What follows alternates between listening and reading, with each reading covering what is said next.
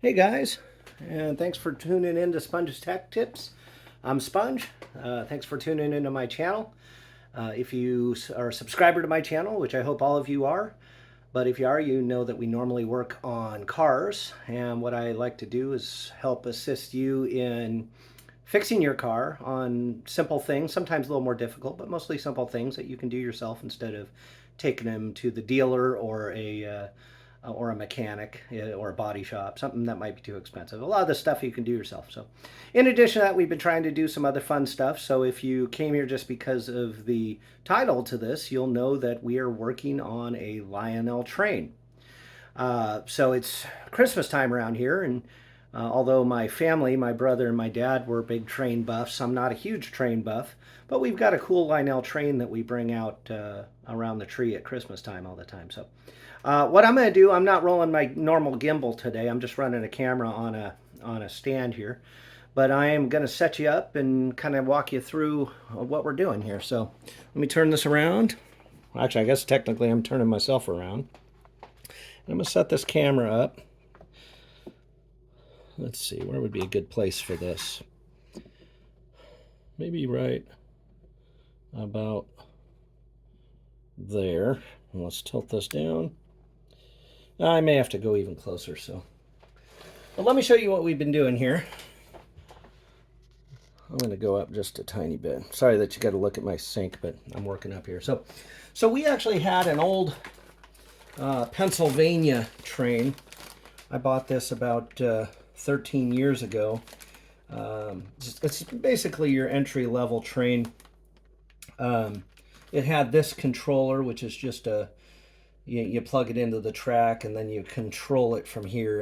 And this is all, out of style, I guess. It's been superseded by new stuff with remotes. But we pulled our train out this year, and it ran around the track. We set up the track, and it ran around about 10, 15 times, and then it stopped working. And so I went, I looked around for some places that would work on it, and we actually only have one shop in the Northwest up here, one hobby shop or train shop that's authorized to work on them, if you will. I went to a couple hobby shops and they wouldn't even touch it, but I went to the train hobby store in Kirkland, Washington, and he said he could fix it, but he was 6 months out, and we just want the train to go around the tree, like many of you. Many of you are enthusiasts. You keep these trains going. You have layouts and whatnot, but we just put it around the tree every year, and that actually is possibly what caused the problem. So, well, we store our train, or we have stored it up in the attic through the summer. It gets hot up there, and then in the winter it gets cold. And then we only run the thing for a few weeks every winter, and then back up it goes, and it's just really hard on it. Even if you maintain them, that type of temperature is really hard on the train. And it's, we got some years out of it. Like I said, we bought it 13, maybe 14 years ago. So we definitely got some use, but I'm a little sad that it went. The place in Kirkland, although they couldn't fit me in for 6 months, or they wouldn't promise that it would get done for 6 months, they were great there. The guy was super nice.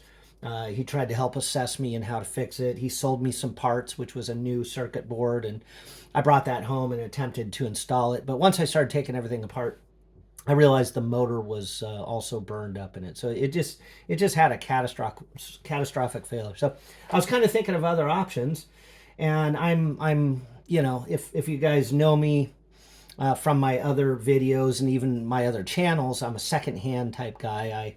I dealt with secondhand furniture for over a decade, and I also sell secondhand stuff on eBay. I love secondhand stuff. There's just something about going out and finding something that somebody doesn't want anymore. And so I decided, so instead of fixing this right now, I was going to bag it up and set it aside, and I'll tackle it later. Maybe I'll drop it off in Kirkland and just, let them get to it when they get to it. I might fix it myself. I don't know. I'm not sure what I'm going to do. But what I did do is I got onto Facebook Marketplace and I started looking around, and I found a Polar Express train. Now, this is also not a brand new one. It's an older one, but it does have the remote that comes with it. Supposedly, you can also hook it up to an app, but I haven't been successful with that. And this one runs a little bit different. Whereas the old controller, this you hook up to the track, and whatever you do here makes the train go. You guys know this if you follow the Lionel stuff. Whereas this one, the power pack plugs in, it goes here, and you control what it does from the remote or the app if you have that on your phone, if you want to upload that. So now the problem I ran into is my new train. I bought it from a guy. I drove 2 hours to pick this thing up, and I met the guy, and we had no place to test it. He said that he had found it in a storage unit. He worked for a storage unit company. I'm assuming it seemed legit, but he didn't know anything about it, and he was just selling it to make some money.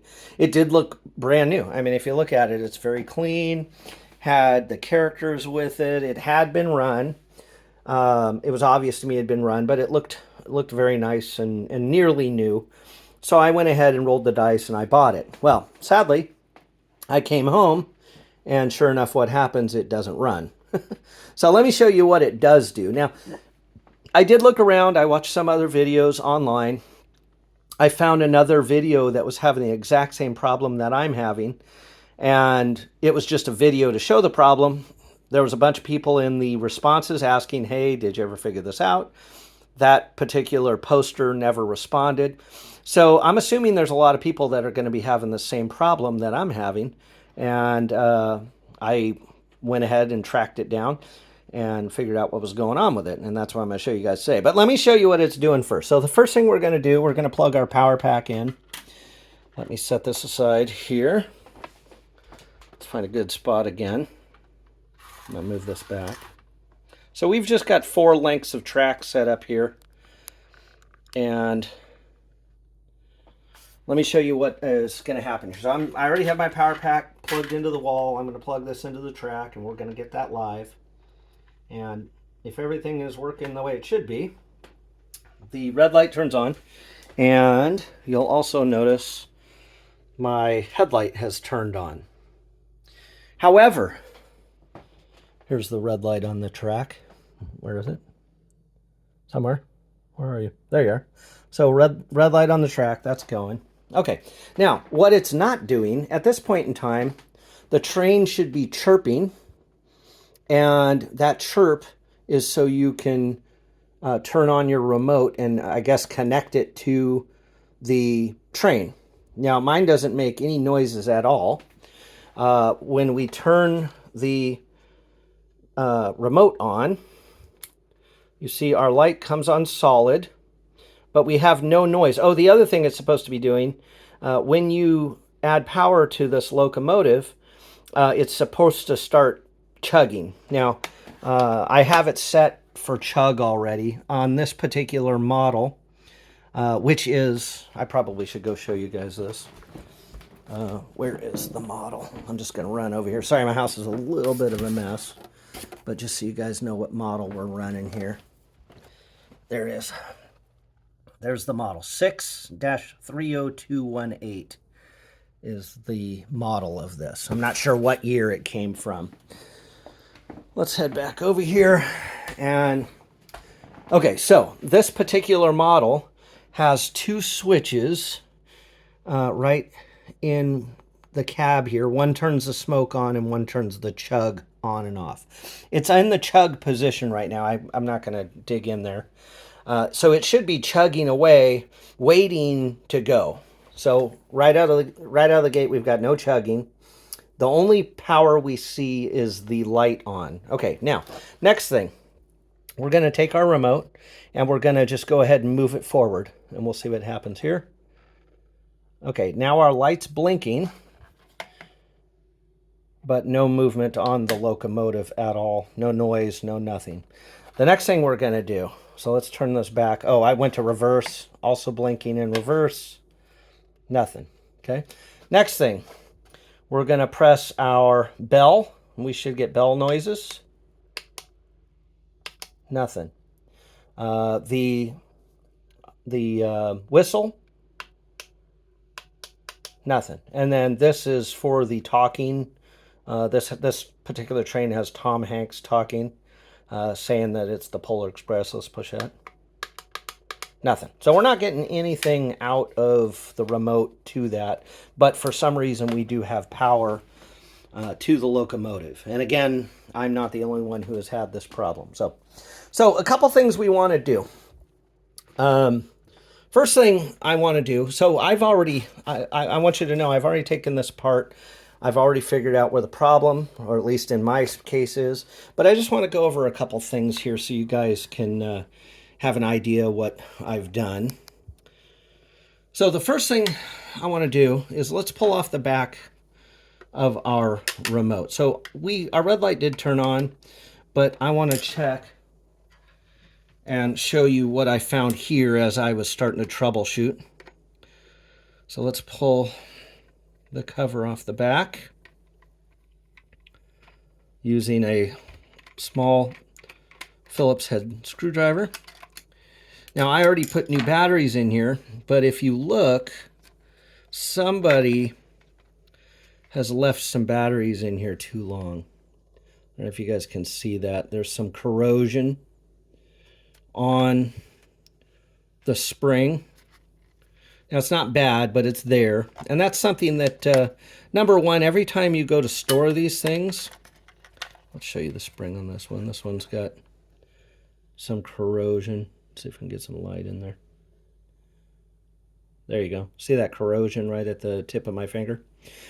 So if you're going to store these things, you got to get these batteries out of it. Now, I went ahead and cleaned up the contact points and put new batteries in it, and it is working, obviously, but you do want to clean it. You don't want to let that corrosion get in there because it's going to ruin your remote control. So, okay, so for the most part, let's put that cover back on. We realize that this isn't the problem, okay? Next thing, let's just set that aside. So I got onto Facebook, and I joined a couple Lionel groups. I can't see you with these on. There we go. I joined a couple Lionel groups, and I just want to say thanks to everybody. There's some great people on there, a lot of enthusiasts. I even called my brother in California because he's a big train buff, and I thought he might be able to help me. And everybody had lots of ideas, but nobody was able to fix the problem, obviously. They were just giving me ideas and things to check. One of the common things that was said was the point where the tender, and I'll get down here, the coupler, or one guy referred to it as a tether. It's right here. That is a weak spot on some of these trains, and I'll go ahead and pull that out. So if you look inside there, you've got 4 little contact points. You've got the opposite 4 on the back of this, and that runs power to the tender. Now, the reason why I was saying what model this train is, and then some of the other ones, some of the tenders have more electronics in it, okay? And mine, let me go ahead and hook this back up. Real quick, while you have that apart, make sure to clean those contact points. Make sure you're getting a good connection, which I did. I used a small Q-tips and some alcohol just to kind of clean up any debris that was in there. You don't want to go too crazy with stuff. So underneath, I'm not going to pull my train off because I already did it, but underneath the tender, when you take that off, you've got 4 small screws, Phillips head. They're out at the outside corners. There's 2 in the back and 2 in the front. Flip that over. I put mine on a towel and used, again, my small Phillips head to remove those. And I should be able to pull this up. Let me set this down so I can... We'll get you. Look, you guys get to see the Grinch staring at you. Here, let's move that, actually. We'll get that out of the way. Like I said, it's Christmas time around here. Having lots of fun. So. Okay, so I'm just going to pull this up. Let's actually turn the power off our track. We don't want to short anything out. So unplug that. Okay. So in trying to track down the problem, I removed the top of the locomotive tender. And I noticed that my particular model only has 2 wires coming to a speaker. okay? So even though I have 4 contact points, only 2 of those contact points are being used. And I don't have any receivers or anything in this unit. So this is just the speaker. Now, could that be a problem? Sure. Maybe we've got a bad contact and we're not hearing things going through this. But at the same time, that wouldn't explain why the locomotive's not going to move, right? So let's move on to the actual locomotive itself. Now, underneath, this one's a little bit heavier to show you. I guess I can show you. I'll be gentle with it, but let's unhook the tender again. Roll that back.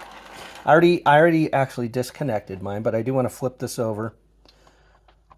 I wish I still had my towel here, but I don't. But I'll flip this over and I'm going to show you the respective places where these screws are. So you're going to have 2 screws on the back of the locomotive, one there and one on the other side. And then up underneath the front, so this is what's called a 284. 284, okay. So underneath the front, where you have the single axle with the 2, you're going to have 2 screws. I guess they're right underneath these kind of, in real life, what would have been steamed. There they are right there. So you've got one hole there, one hole there. That's where those 2 small Phillips. And those are the only 4 screws that are holding this together, okay? Let's set this back down. I'm going to put the train back on the track because that's going to assist us in showing you what we did. The other thing you're going to want to do when you have this thing flipped over, make sure these are clean. These are running down the center rail, and this is where the power comes into the locomotive, and then the ground goes to the wheels, so the trucks. I'm not sure what they call those on a rail train. My brother would know that, but I don't. Let's put that back on the track. So as you saw, I've already removed those 4 screws. And to take this off, again, you should do it on a towel, but I'm just going to do it right here so you can see. You're going to lift straight up. And on this one, you have to go straight up because there's these pins in the front. Kind of gets stuck here a little bit. There we go. Okay. So you can see those holes right there, and see these kind of bumps. They actually slide down in a track when it goes in, and that's what holds it pretty snug. So come straight up on it. So let's take the body off and we'll set that aside. And then I'm gonna hook back up the tender. And I'm also gonna plug it in. So let's turn our power back on. We should see that red light turn on. Oh, yep. So red light turns on right there. And our headlight is on now. Again, no noise. We don't have anything. We can try this just out of curiosity. Let's turn our remote on and see if... No, nothing. So we're just blinking. Okay.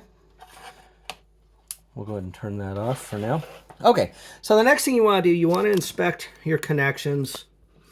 I'm inspecting my circuit board here. I went ahead and unplugged these one by one and just kind of made sure there was nothing melted and burned. I was very careful with it. It's small.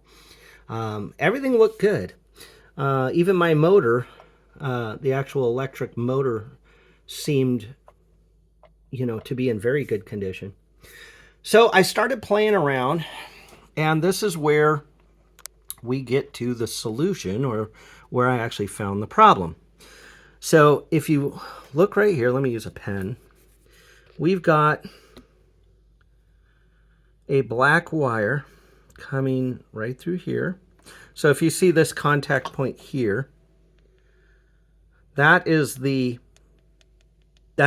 positive. That's what's coming from the center rail up, you saw that, up into the vehicle, or up into the locomotive.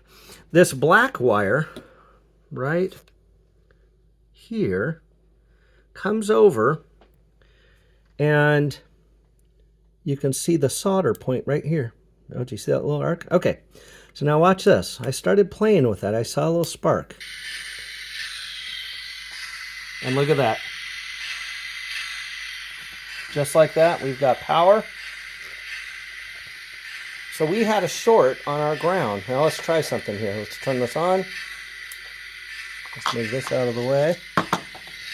Okay, so now our remote's on. Let's try the horn, or the whistle.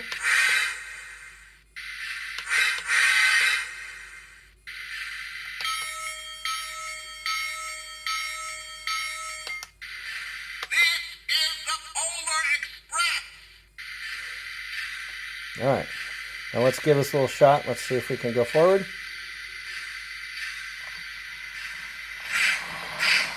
There we go. And then back.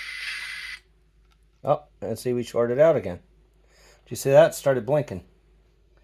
All right, so that, in my particular case, and this might be the case for some of you, is why we were not getting power. Well, let's go back again. Let's see what happens here. Okay, I'm going to touch this. So it's got a lot of, there it goes. So now the question is what is causing that? Is it a bad wire? Is it a bad soldering joint? Well, I don't think so. You know what I think it is? I think it's this screw right here. So let's try something. Let's see if we can tighten this screw down a little bit.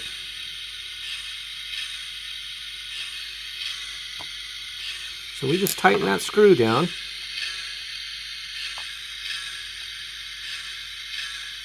Now this thing's not moving anymore. I don't want to touch that.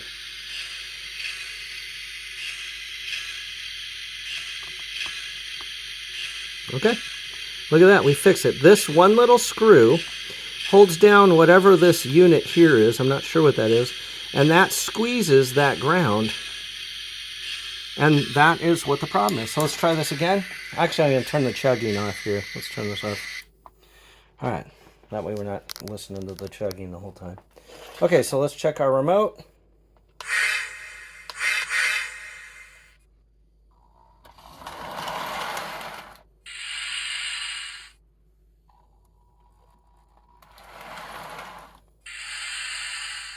And there you go. That was it. A simple fix on this particular unit. And I tell you what, I got a little worried. I thought I had spent a whole bunch of money for a locomotive that wasn't going to work. So after that, you just put it back together. Another thing I learned, I wanted to show you.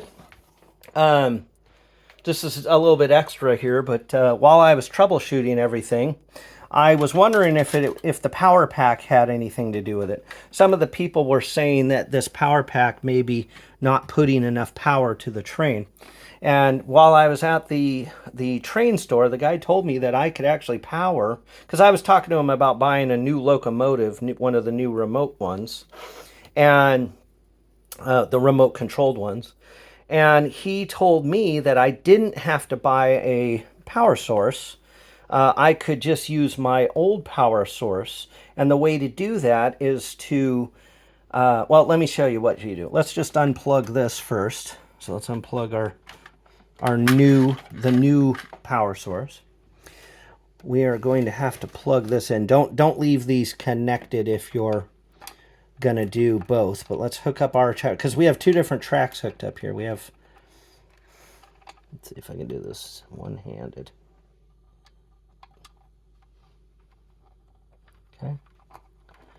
Okay, so now we're hooking this up just like it used to be. And let's plug in this unit. Okay, so you notice our light turned on. We've got this motor turned up all the way. The red light should be on. Let's see if that's on. Oh no, there's no red light on this one, sorry. But look, this red light turns on. But that one no longer has the plug into it. So that tells me we are getting power. And let's see if our remote is working here.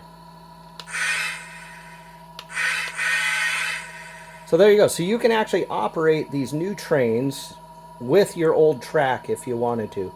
And I guess the key is, he said you got to put this Well, I should say this. One guy told me to put it halfway up. The other guy told me to put it all the way up.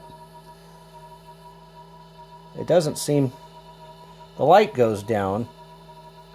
But I think just go ahead and put it all the way up and let it go like that if that's what you're doing. So, all right, guys. So that is it. Let's turn this off. Actually, yeah, let's turn that off. I want to unplug that. I would rather, since I got the new plug with the new train system, I don't want to use that. So let's just plug this back in. Now we got power again. Perfect. Okay, so now we're on the new system again. I just wanted to show you that. So, all right, guys. So that's it. Let's. I know it was a kind of a long video, but hopefully this helps you guys out. I'm super grateful that this helped happen and I was able to save this thing. I do want to say thanks to everybody that helped me out on Facebook. I really appreciate it, even though it ended up being something completely different. But hopefully other people, if they're having the same problem, it's as simple. So do me a favor. If you enjoyed this, if this helped you, go ahead and hit up the comments and let me know if it works for you. If you have a question, go ahead and hit me up. I don't know how much more I'm going to know about these things, but I might be able to help you, and somebody else in the comments might be able to help you too. Also, please hit the subscribe button and the like button. But hit the subscribe. I'm having fun with this train. I might do a few more things with it. Who knows? And I may tackle that older one too, just to keep that around. So, all right, guys. Thank you for tuning in. I hope all of you have a good holiday season, and I will see you on the next Tech Tip video. Thanks for watching.